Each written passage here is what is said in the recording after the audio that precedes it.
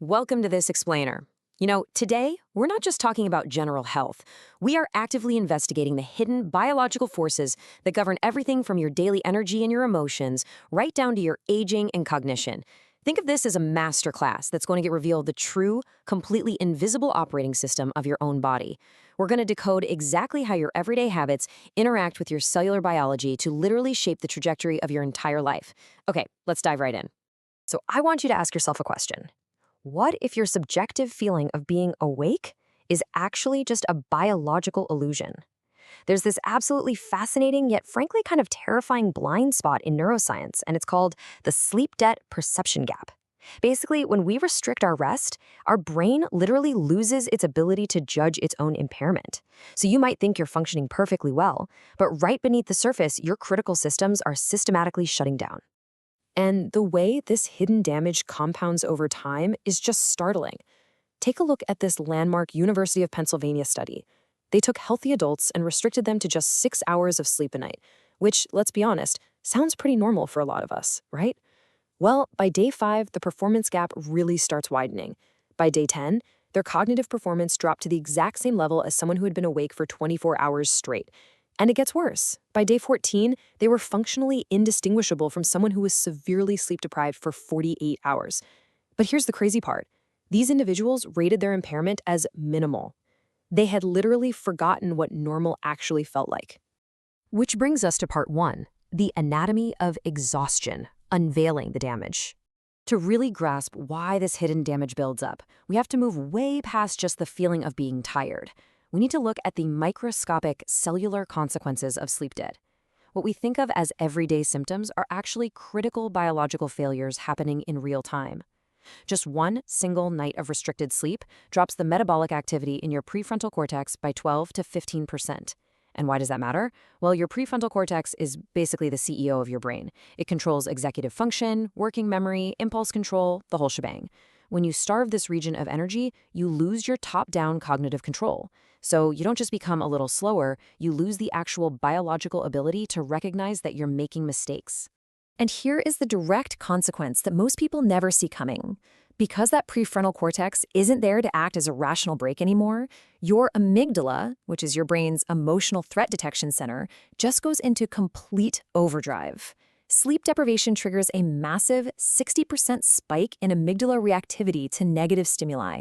This perfectly explains why minor everyday stressors suddenly feel so overwhelming. Your brain's emotional regulatory systems are totally miscalibrated, which spikes your baseline anxiety and completely destroys your emotional resilience. As this biological strain keeps compounding, the brain starts suffering from what neuroscientists call wake state instability. You start experiencing microsleeps. These are involuntary little episodes lasting anywhere from 1 to 15 seconds, where the thalamus selectively deactivates. Your eyes might be wide open, but your brain is actually temporarily disconnected from sensory reality. It's literally a localized cortical map happening without you even knowing it, which, as you can imagine, leads to catastrophic, invisible lapses in your attention.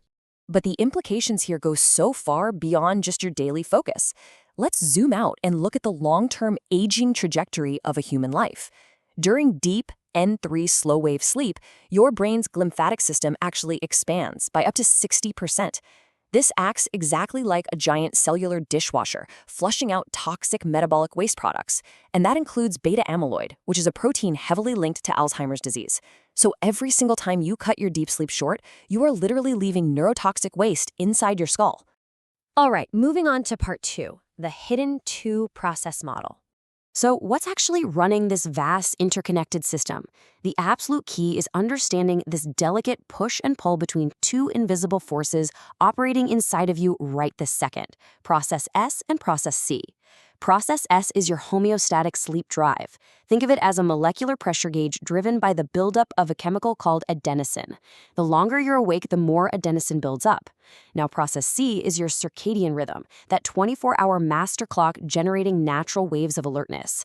If you're sleep deprived, process C can temporarily mask that massive mountain of adenosine in the morning, making you feel deceptively fine. But when process C naturally dips in the early afternoon, that underlying process S sleep pressure becomes overwhelmingly dominant. That right there is why you hit that biological inevitability of a crash by 2 p.m. Which naturally leads us to part 3, the great deceptions, caffeine and melatonin. When that afternoon crash finally hits, society tells us to reach for a quick fix, right? But we really need to frame things like caffeine not as solutions, but as massive biological misunderstandings that usually make the underlying debt much worse. Let's look at the illusion of caffeine.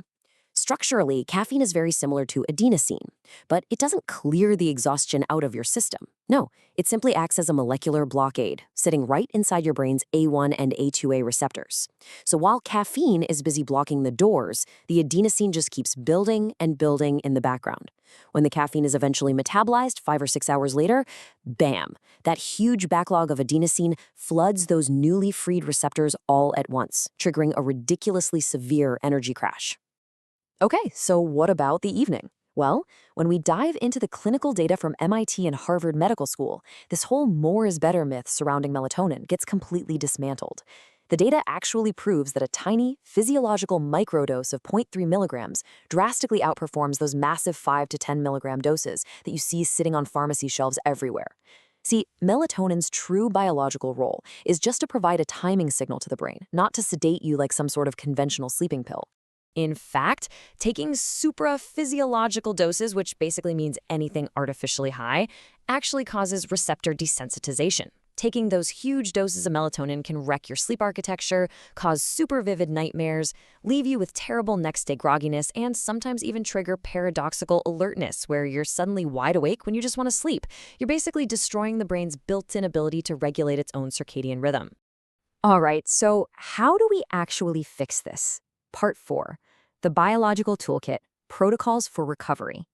If the quick hacks don't work, we need actionable, scientifically rigorous strategies to manipulate your nervous system and your circadian clock so you can actually pay off this biological debt. And it all begins the very second you wake up. First, you have to maintain a strict wake-up time without touching the snooze button, because sleeping in just shifts your clock and artificially mimics jet lag. Second, practice sun gating. Step outside and let that early morning light strike your retina. That is the ultimate signal to your brain's master clock to immediately halt melatonin production and perfectly time out your cortisol spike. Third, hydrate with some water and a tiny pinch of mineral salt to jumpstart your cellular metabolism. And finally, get in some light physical movement to stimulate your systemic circulation. That is exactly how you reset the machine.